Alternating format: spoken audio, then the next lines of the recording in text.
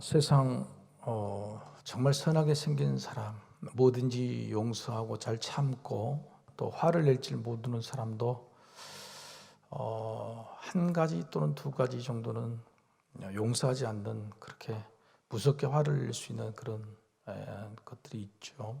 저 어렸을 때도 제 친구 중에 그렇게 착한 친구가 있었습니다. 누가 골리고 누가 뭐 괴롭혀도 그냥 흥 하고 화도 내지 않는데, 그에게 누군가가 어머니 욕을 했더니 그냥 불같이 화를 내고 있는데도 모든 사람이 다 깜짝 놀랄 만한 그 일이 있었습니다.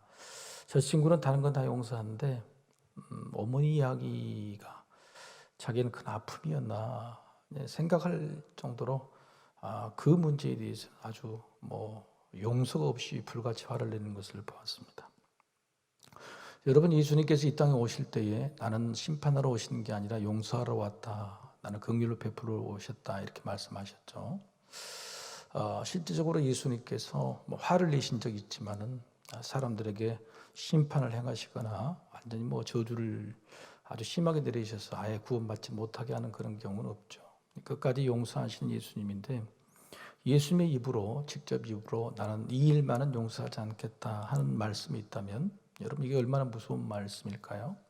여러분 잘 아시잖아요.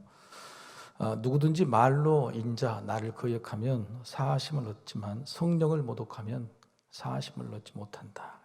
이 땅에 뿐만 아니라도 저승에 가서도 성령을 모독하면 사하심을 받지 못한다, 이런 말씀을 하셨죠. 그러니까 그렇게 좋은 예수님, 그렇게 용서하시는 예수님도 성령을 모독하는 일은 절대 용서하지 못한다, 이런 이야기를 하신 거죠. 근데 예수님이 용서하지 못한 정도가 아니라 하나님께서 용서하지 말라고 하신 것이겠죠. 예수님이 왜 이런 말씀하셨을까요?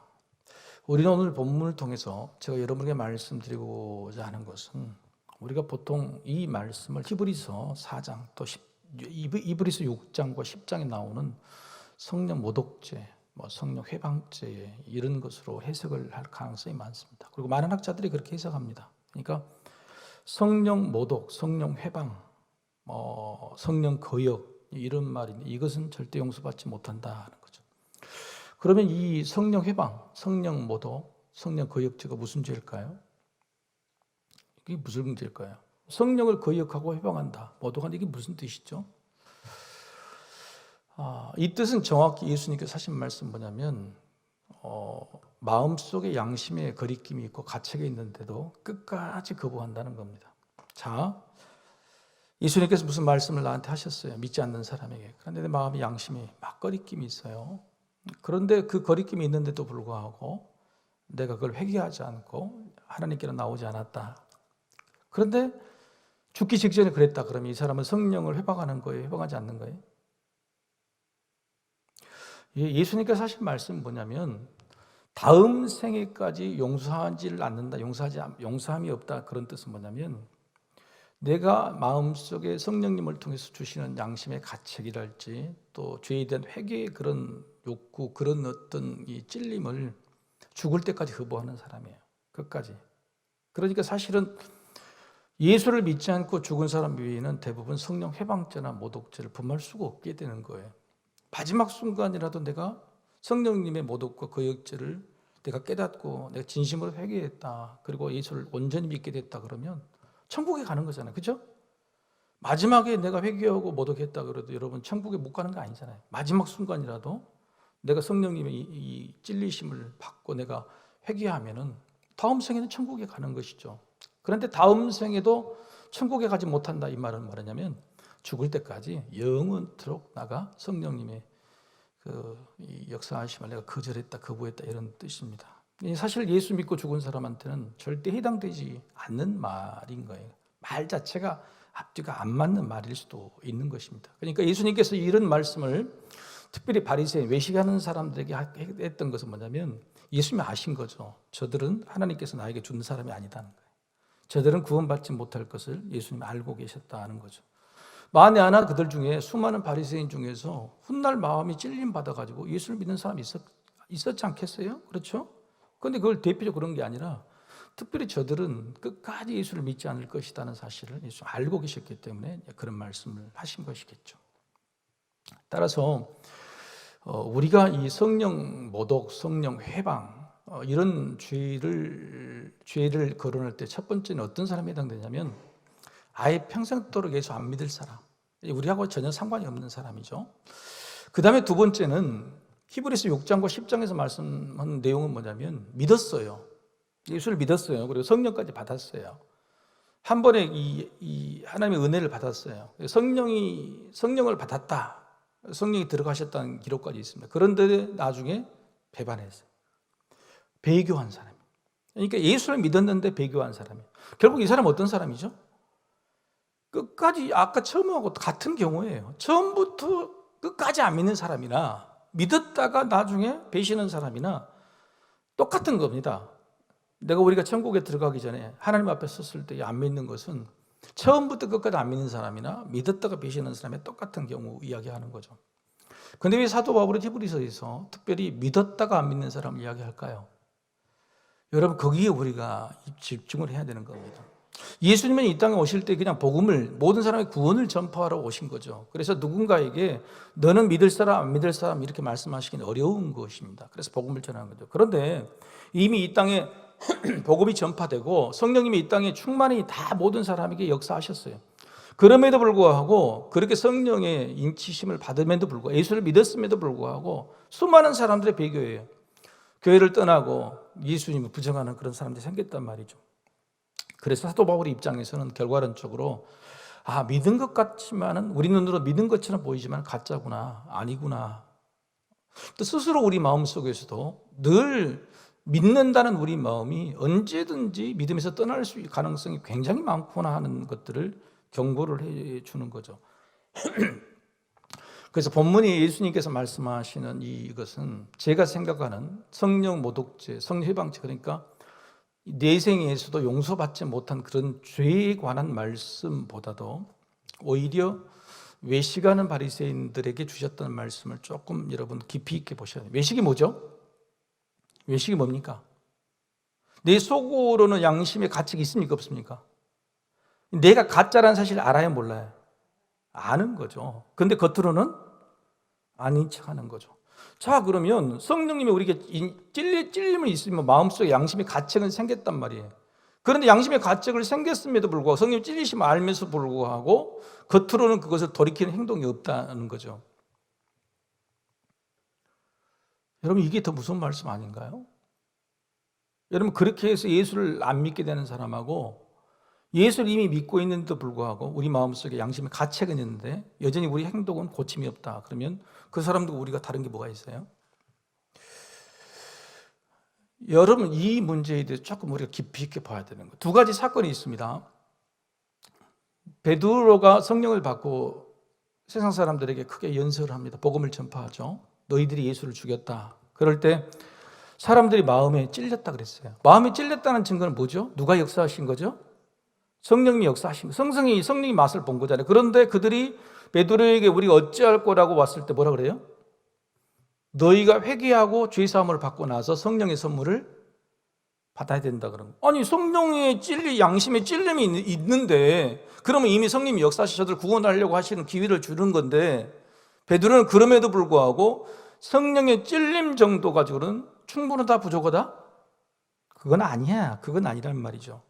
죄를 회개해야 된다는 말이죠. 죄를 회개하고 네 스스로 용서에 대한 확신이 있어야 돼. 바로 그런 성령이 역사하시면 필요하지, 단지 우리 안에 양심이 좀 찔리고 우리 마음에 내가 죄인인갑다고 한 생각, 이런 정도 가지고 내 스스로가 구원받았다고 생각하는 것은 착각이다, 이렇게 이야기를 하는 겁니다. 아나니아 삽비라 사건 아시죠? 아나니아 삽비라가 여러분 위대한 사람이잖아요. 자기가 가진 모든 소유, 재산, 밭을 팔아서 다 바치려고 했잖아요. 그런데 딱 밭을 팔아가지고 돈을 보니까 너무 욕심이 나는 거예요. 그래서 절반만 바친 거예요. 여러분, 절반만 바쳐도 얼마예요?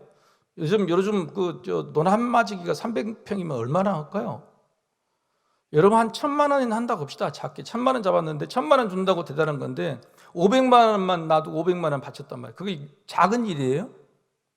여러분, 우리 전 재산을 다 팔아서 50%를 드렸다, 박수 치고 뭐 난리 날 일이죠. 그런데 아나니아 삽비라가 어떻게 했어요? 죽었잖아요. 그때 베드로가 아나니아 삽비라에게 뭐라고 그랬습니까? 네가 성령을 속였다 이야기 분명합니다. 성령을 속였다는 거예요. 성령을 속일 수 있습니까? 여러분, 성령을 속일 수 있어요? 속였다는 것은 내가 모르고 당했다는 건데, 성령님은 하나님인데 성령님은 어떻게 속인 거예요? 말이 안 되는 거잖아요. 이거 뭔 말이냐면, 네가 50%를 감출 때 성령이 분명히 말할 수, 그거 다 갖춰. 그러면 안 돼. 아니면 적어도 네가 50%밖에 못 바치겠다고, 내가 마음이 바뀌었다고 실제적으로 이야기를 해. 그런데 그런 마음이 찔림에도 불구하고 일부러 모른 척 외식하고 이게 다인 것처럼 드러내고 아니면 아닌 것처럼 그냥 했다는 것이 정말 중요해요. 그래서 결국 죽게 된 거죠. 여러분, 그래서 여러분 한번 생각, 아나니아 삽비라가 안 믿는 사람도 아니고 믿음 가운데 드려지는 헌신의 부족함 속에, 믿음의 삶 속에서 성령님을 속이는 그 일로 인해서 죽음을 당했다는 것이 역사적인 사실이라면, 또 베드로가 설교를 했을 때에 너희들이 양심에 찔린 정도로 부족하고 죄사함의 위에 확신을 받고 그다음에 성령의 선물을 온전히 받으라고 말하는 그런 이 증거가 있다 그러면, 여러분, 우리가 성령을 해방, 거부 이런 정도가 아니라 믿고 있는 우리에게도 충분히 그럴 만한 소지가 있다, 그럴 만한 여지가 있다는 사실을 우리는 굉장히 눈여겨보아야 된다는 거죠. 그래서 오늘 제목을 제가 뭐라고 그랬죠? 설교 제목? 오늘 제목이 뭘까요? 성령 거부죠. 다른 말로 표현한 겁니다. 그러니까 성령 회방도 아니고 성령 거역도 아니고 성령 모독도 아닌, 영원히 구원받지 못할 사람은 아닌데, 우리 안에 우리도 모르게 아까 같이 아나니아 삽비라처럼, 아니면 양심이 찔림받지만 여전히 회개의 행동이 나타나지 않는 사람처럼 우리도 모르게 성령을 거부하고 있는 모습이 있지 않을까, 그 이야기를 해보자고 하는 것이죠. 여러분, 또 하나 예를 들면 누가복음 15장에 잘 아시잖아요. 자주 듣는 예인데요. 여러분, 그 돌아온 탕자죠. 아버지의 재산을 가지고 나온 돌아온 탕자. 다 탕진하고 와서 다시 돌아온 그 탕자를 얼마나 기쁨으로 맞아줬어요. 그런데 그때 탕자는 회개를 했죠. 내가 아버지 자식이라고 부르지 마십시오 하고 회개했죠. 그런데 그걸 보는 큰아들은 내가 아버지의 말씀을 어긴 적이 하나도 없다, 전부 순종했다는 거, 다 했다는 겁니다. 그런데 아버지가 꾸중을 하죠. 내가 왜 아들을, 동생을 그렇게 하느냐. 그때 큰아들의 회개가 나타납니까? 안 나타납니까? 전혀 성경에 나타나지가 않아요. 예수님 아예 이런 비유를 드십니다. 두 아들이 있는데 나 좀 와서 포도원에 와서 도와달라. 처음에는 안 온다 그랬다가 나중에 회개하고 돌아온 사람과 한다고 했는데 나중에 안 온 사람을 이야기를 하는 거죠. 여러분, 우리 스스로가 구원받고 안 받고를 떠나서 우리 마음속에 진실로 우리가 마음에 찔린 바, 성령님의 찔리심에 대해서 행동으로 옮기는 그런 일들이 습관적으로 진행이 되는지, 아니면 성령님이 찔려도 그냥 그때그때 그냥 찔린 것으로만 끝내버리는 것이 습관이 되어 있는지를 확인해 보자는 거예요. 이게 굉장히 중요한 문제죠. 그때그때마다 말씀을 듣거나 어떤 삶 속에서 찔림이 있긴 있는데 그것으로 끝나버려요. 회개한 척 끝나지만은 그 뒤에 바뀐 행동이 있는가, 그 뒤에 바뀐 모습이, 믿음의 실체가 있는가에 대해서 우리가 좀 알아보자. 그래서 그런 입장에 대해서 오늘 제목을 성령 거부라고 이야기한 거죠. 왜 우리는 의도적으로 이런 경우가, 왜 이런 성령 거부가 많을까요? 없다고 할 수는 없잖아요, 그렇죠? 성령님이 찔리심을 줄 때마다 우리 스스로가 그걸 바로바로 회개했거나 바로바로 삶을 고쳤거나 행동을 고친 그런 일이 우리가 많은가요? 그렇지 않다 그러면 왜 이런 일이 믿는 우리들에게 굉장히 비일비재하게 발생할까요? 그것은 뭐냐면 성령님 우리를 굉장히 인격적으로 대우하시기 때문에 그렇습니다. 인격적으로 대우하신다. 믿지 않는 사람에게도 인격적으로 대우하지만 이미 예수를 믿게 되고 성령 역사하심을 통해서 우리 안에 계신 성령님이, 또 성령님이 우리를 통해서 역사하시는 일이 굉장히 인격적이기 때문에 우리가 성령님 찔리심을 주고도 쉽게 그걸 무시해버리는 거죠. 성령님 우리에게 너 죽어? 너 그러면 혼나? 때때로는 벌을 주거나 우리 큰 목소리로 외칠 때 여러분, 우리는 그걸 쉽게 고칠 수 있겠죠. 그러나 성령님은 지극히 인격적이세요. 마음에 찔림을 주시고 네 스스로가 돌이키기를 기다리고 계시죠. 스스로가 그걸 회개하고 마음속에 달리고 뭔가 성품 변화되는 것을 기다리고 계시는 거죠. 이렇게 인격적인 성령님이기 때문에 사실 우리는 예수 믿기 전보다도 예수 믿은 다음에 성령이 우리 역사하시는 그 일에 대해서 굉장히 거부감이 많은 거예요. 수많은 성도들이 저 자신도 물어봐요. 언제가 믿음 생활이 제일 좋았냐 그랬더니 예수 믿을 때, 성령 받을 때 뜨거울 때가 제일 좋았다 그러는 거예요. 여러분, 그때는 당연하죠. 전혀 예수님과 상관없는 삶을 살다가 성령이 딱 오셔서 불을 받아가지고 내가 바뀌어진 삶이 보이잖아요. 내 고백이 되잖아요. 생각이 바뀌고 내 삶이 바뀌고 꿈들이 바뀌잖아요. 그때 충격받지 않는 사람, 기억이 없는 사람 못 있겠어요. 그런데 예수 믿고 나서는요, 그렇게 성령이 찔리심을 줘도요, 내 삶이 참 바뀌는 게 별로 표가 안 나요. 내가 어떻게 되는 게 표가 안 나는 말이죠. 그러니까 늘 사람들은 뭐냐면 예수 믿을 때 그 첫사랑, 그거 기억만 너무너무 뜨겁게 기억하는 것은 당연한 거예요. 오히려 그 이후에 성령님께서 우리를 인도하시고 또 사랑하시고 더 이끌어주시는 은혜가 훨씬 컸음에도 불구하고 우리는 우리 삶에 확인할 수 있는, 내 삶의 방향이 완전히 바뀌었거나 완전히 예수를 믿게 돼서 내가 새로운 삶, 새로운 꿈들을 꿨을 때 그 순간이 우리에게는 가장 기억이 남는 순간일 뿐이다. 그걸 역으로 계산하면 성령님은 우리 예수 믿게 하신 다음에도 더 많은 노력, 더 많은 역사를 하셨음에도 불구하고 우리는 그 성령님의 깊이 개입하심에 어떻게 반응했나? 처음 우리가 예수 믿을 때보다도 우리의 반응 속도가 굉장히 문제가 있지 않나, 이것을 스스로 한번 생각해 보자 하는 것이죠. 왜 오늘 본문을 선택했을까요? 여러분, 오늘 본문은 예수님께서 말씀을 전해요. 말씀을 전하시는데 처음에는 여러분 한번 보실까요? 22절 항상 하던 대로 회당에 가십니다. 그 회당도 예수님께서 자주 들어갔던 회당이셨을 거예요. 이사야 성경을 이 성경을 이렇게 암송한 사람 아무나 맡기질 않아요. 누군가가 성경을 읽고 말씀을 읽고 그걸 자기가 강해를 하는데 그걸 아무나 맡기지 않는 거죠. 그런데 그 회당에서 예수님께 맡긴 거예요. 그러니까 예수님이 늘 가셨던 회당이죠.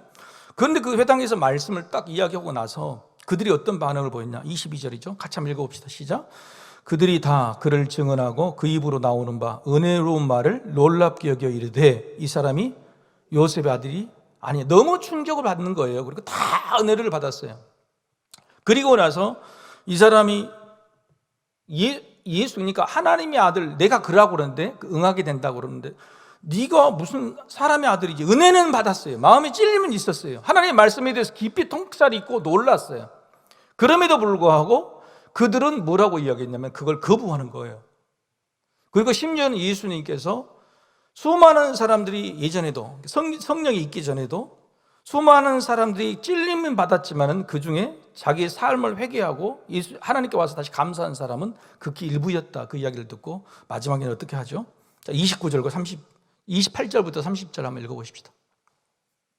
28절 시작.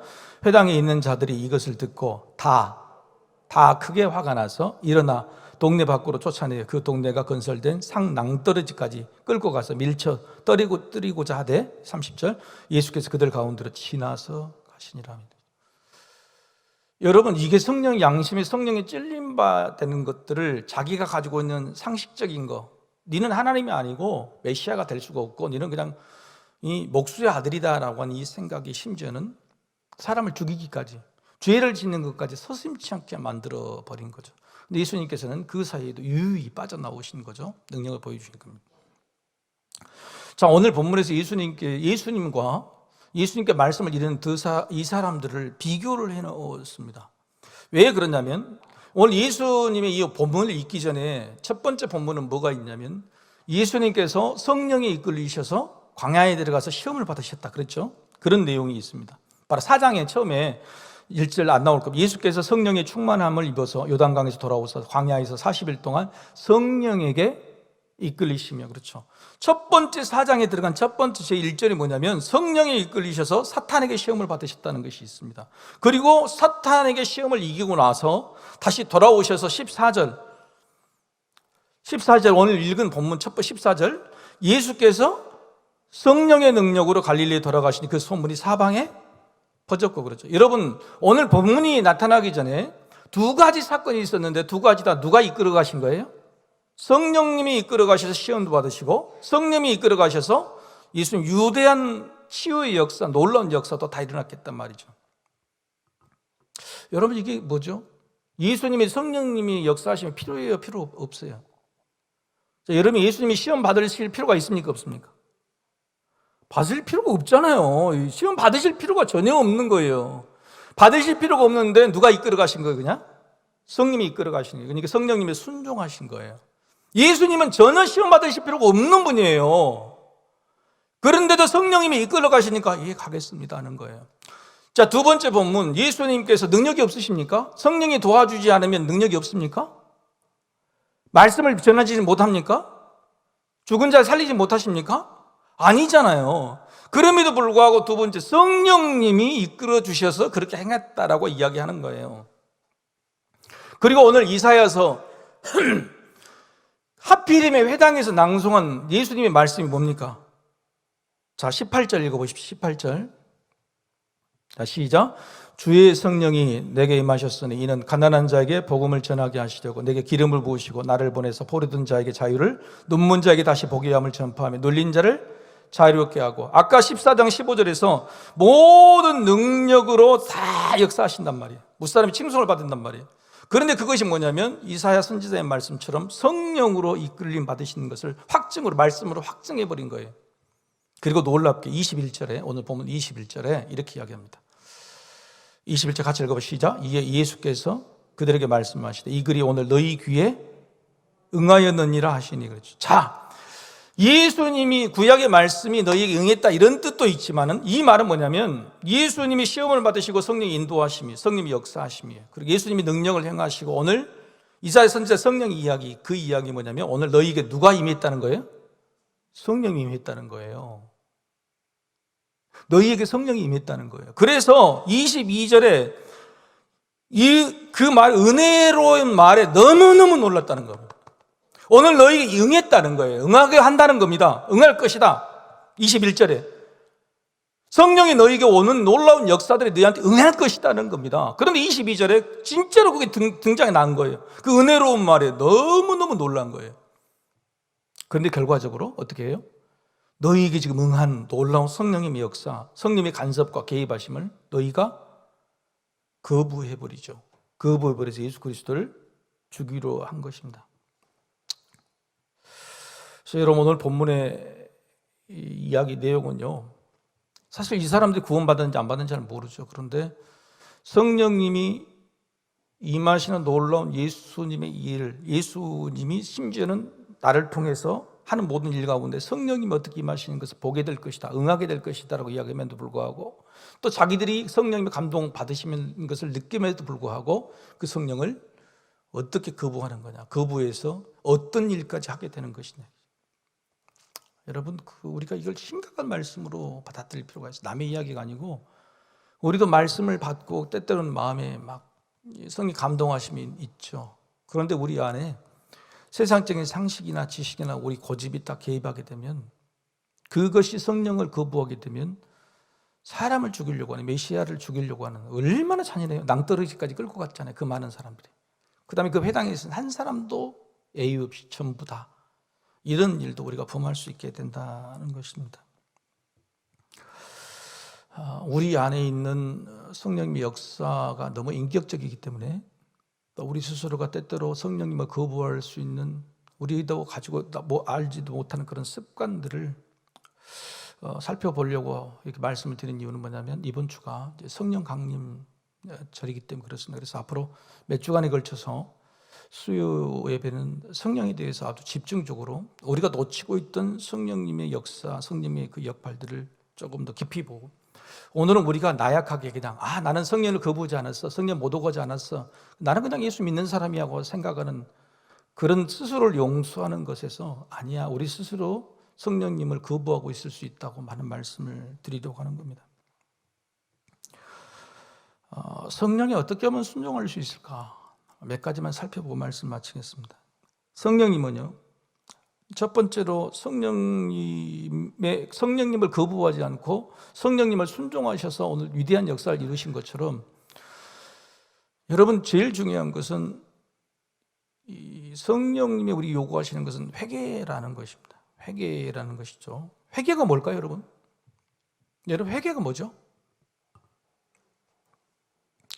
여러분, 자범죄에 대한, 우리 스스로가 지은 죄에 대한 회개는 당연한 것인데, 회개의 본질은 뭐냐면 사람이 갖고 있는 본성, 원죄에 대한 회개예요.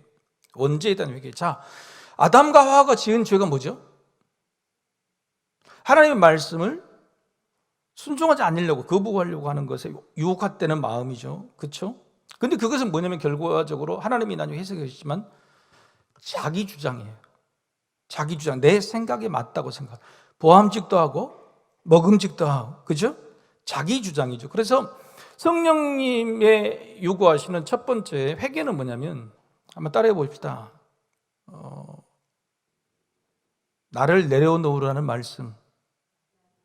나를 내려놓으라는 말씀이에요. 그러니까 성령님 나에게 뭔가 회개의 마음을 주신 것은 내가 어떤 죄를 지어가지고 그것을 회개하라는 뜻 이전에 기본적으로 성령 거부와 성령 순종을 반대말로 놓는다 그러면, 성령을 순종하기 위해서는 성령님이 제일 먼저 너를 내려놓아라, 너 자신이 가지고 있는 너를 내려놓아라, 이게 바로 첫 번째 성령이 요구하시는 거죠. 그게 달리 말하면 회개죠. 자, 그래서 우리가 착각합니다.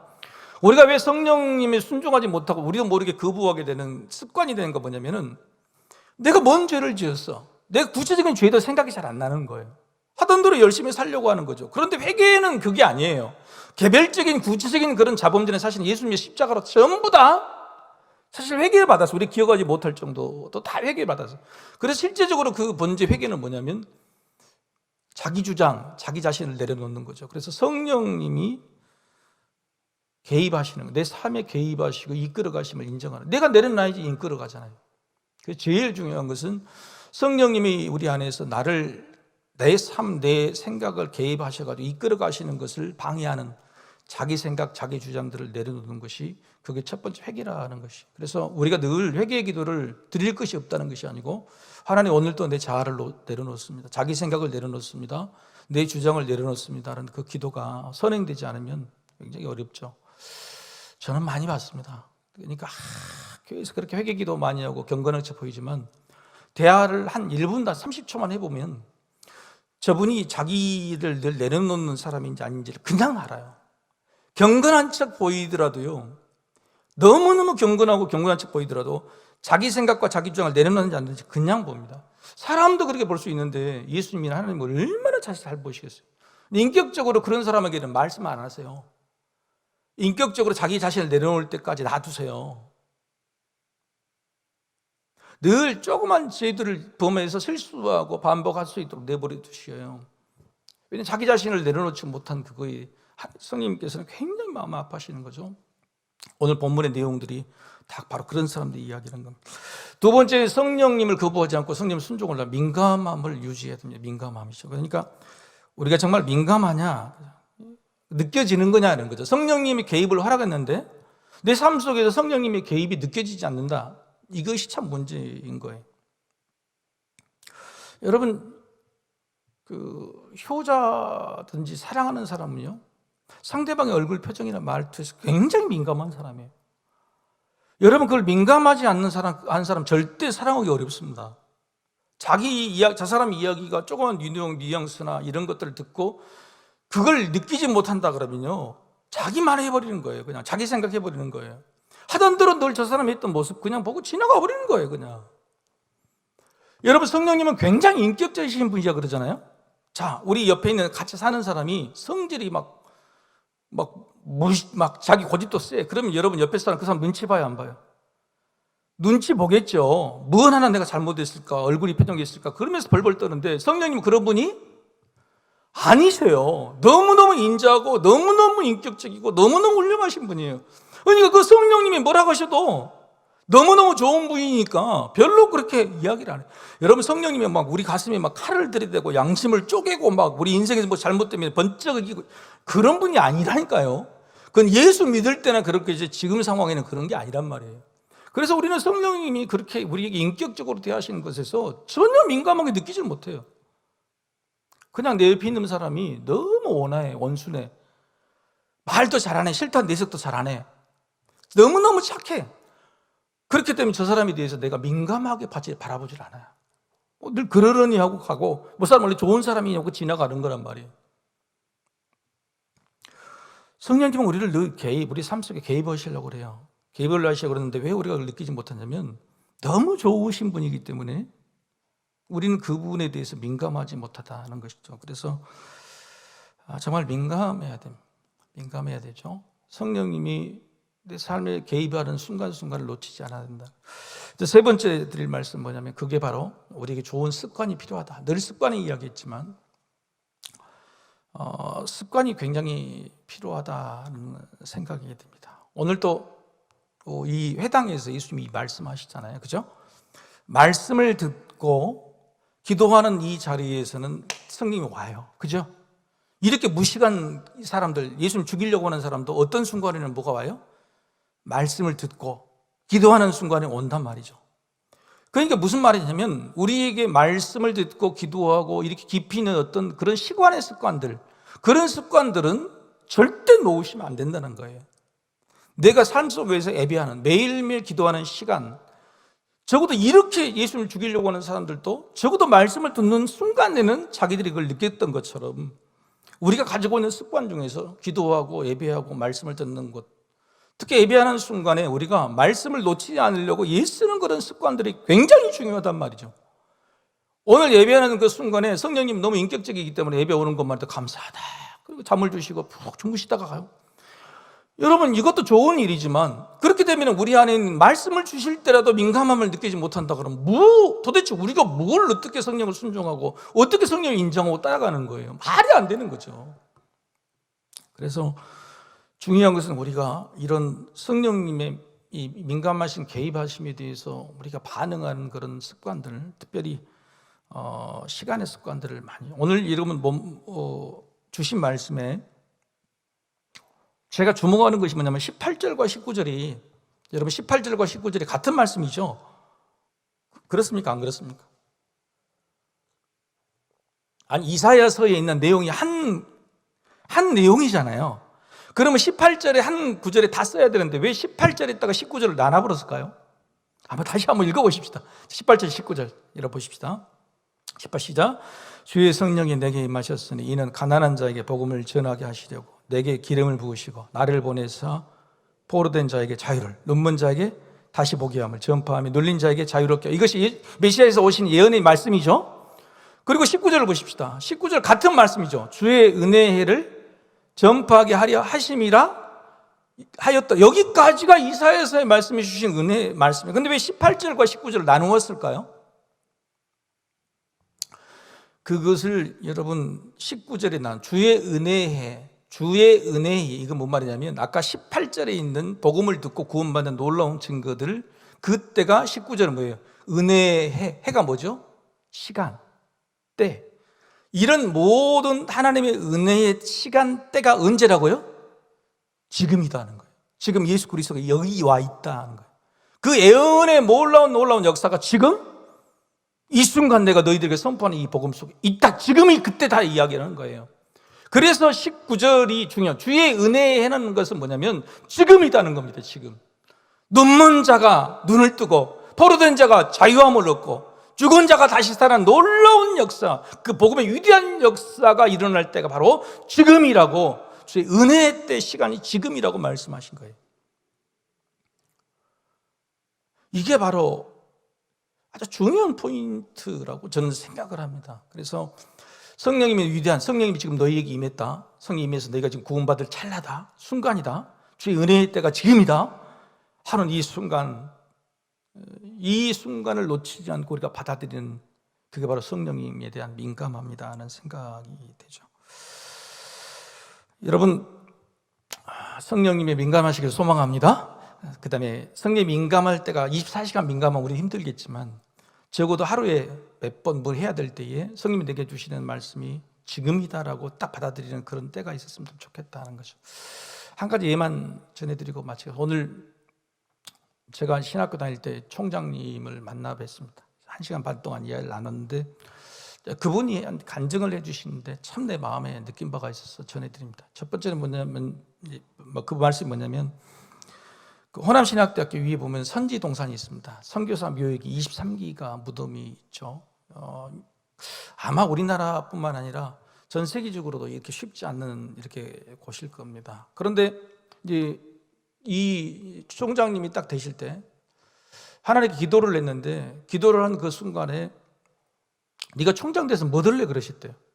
네가 총장 돼서 뭐 들라 하냐. 도대체 네가 총장을 그렇게 하려고 하냐. 총장 돼서 도대체 뭘 하려고 하냐. 이제 기도를 해봤대요. 그랬더니 마음속에서 성령이 주시는 음성이 뭐냐면 이 선교와 순교의 정신을 가르쳐라. 학생들에게, 신학생들에게 우리가 또 목회 선교와 순교의 정신을 두 가지를 가르쳐라. 그리고 하신 말씀이 여기에 중요한 자원이 있지 않느냐 이야기를 말씀하신 거죠. 그때부터 총장님으로도 할 수 없는 그 일들을 시작하신 거예요. 그게 뭐냐면 그 선지동산에 있는 그 외역을 다 정비를 하고 심지어는 그 밑에 있는 선교사 사택들 이런 것들을 전부 다 정비를 하고 하려고 그러면 학교 예산이나 이런 것은 도저히 할 수가 없잖아요. 그래서 그때부터 그 정부와 시와의 이제 그 일들을 시작하는 겁니다. 근데 놀랍게도 그 일을 하면서요, 교회가 더 많이 반대했대요. 더 많이 목사들이 반대했대요. 그러면서 내가 10년 전부터 그 일을 하려고 했는데 왜 네가 하냐고 막 그렇게 반대도 심하고 도저히 불가능한 일들이었대요. 그걸 무려 한 4년, 5년 동안 지속적으로 했죠. 결과적으로 그 일이 이루어졌는데 놀랍게도 그때 이제 정부를 설득하는 것이 이랬답니다. 기독교의 순교동산, 선교지 묘역을 만드는 것이 세상에도 유익하다. 이걸 만든 다음에 내가 약속한다. 이곳에 관광지가 되어서 이곳에 연 10만 명 이상의 인원이 올 것이다. 그렇게 이야기했대요. 그러니까 그분들이 다 웃더래요. 기독교 인구가 얼마인데 이곳에 무슨 10만 명이 오냐고. 말도 안 된다고. 1000명만 오면 다행이라고. 그런데 이제 우여곡절 그때 통과됐는데 여러분 지금 어떻게 됐죠? 양림동이? 별로 놀라진 않으신가 봐요. 양림동이 작년에 50만 명이 왔답니다. 1년 동안에 50만 명. 그러니까 여러분 한번 생각해 보십시오. 하나님이 그쪽 음성인데 도저히 자기 생각으로는 불가능한 그 일들을 하게 됩니다. 아무도 도와주지 않는 그 일. 그러나 그것이 선교와 순교라는 두 가지 하나님께서 너무너무 기뻐하신 그 가치를 실현하는 그 꿈은 성령님의 그 이야기에 감동만 받고 내가 보는 게 아니라 부딪혀서 그 일을 이뤄놨더니 그 이의 일들은 하나님께서 하셔서 이렇게 놀라운 일들. 그래서 지금 양림동 전체가 지금 그 공무원대 그 사람들이 이럴 줄 몰랐다. 그때도 아무도 이렇게 변할 줄, 구도심이 이렇게 변하게 되고 관광지가 될 줄 몰랐다고 말하는 거죠. 여러분, 우리는 모릅니다. 우리가 성령님이 하시는 역사에 민감하게 반응할 때 이후의 일이 어떻게 진행되고 이후의 일이 어떤 복이 될지는 아무도 몰라요. 그런데 그런 복을 우리가 받지 못한 이유는 뭐냐면 아까 같이 그냥 늘 하던 대로 양심의 찔림 정도, 깨달음 정도만 받고 그냥 지나가 버리는 습관적인 성령 거부이죠. 성령에 대한 무감각함들이 우리 안에 있을 수 있다는 거죠. 사랑하는 성도 여러분, 성령님 우리에게 보내주신 것은 우리가 복을 받기 원함이죠. 그런데 성령님 너무너무 인격적이셔서 우리가 그 성령님의 말씀에 민감해서 우리가 순종만 하면 어떤 복이 우리에게 임할지는 모르죠. 그런데 그때 주신 찔림이나 양심의 가책이나 신앙적인 통찰에 있어서 우리가 습관적으로 거부하는 일로 인해 우리가 받아 누리지 못한 복이 있지 않는가 우리가 생각할 필요가 있다는 거죠. 성령 강림 주일에 우리가 성령님이 어떻게 대하고 있는지에 대해서 우리 첫 시간 함께 나눠봤습니다. 함께 기도하시겠습니다.